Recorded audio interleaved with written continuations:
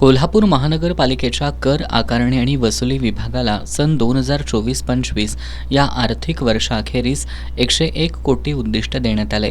यामधील आजपर्यंत शहरातील 86,180 मिळकतधारकांनी आपला घरफाळा भरून 41 कोटी 70 लाख रुपये रक्कम जमा केली आहे। कायद्यातील तरतुदीनुसार डिसेंबर 2024 पासून राहिलेल्या मिळकतींच्या चालू घरफाळा आकारणीवर दंड आकारला जातोय। तसंच घरफाळा विभागामार्फत थकबाकी वसुली मोहिमेसाठी 4ही विभागीय कार्यालयांतर्गत 4 वसुली पथकं नियुक्त करण्यात आली आहेत। शहरातील थकबाकीदारांना नोटीस लागू करण्यात आल्यात।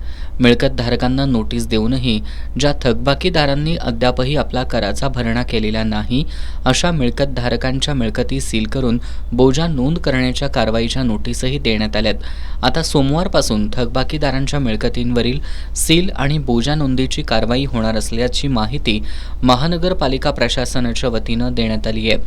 तसंच पाणीपट्टी न भरलेल्या थकबाकीदारांवरही सोमवारपासून कडक कारवाई होणार आहे।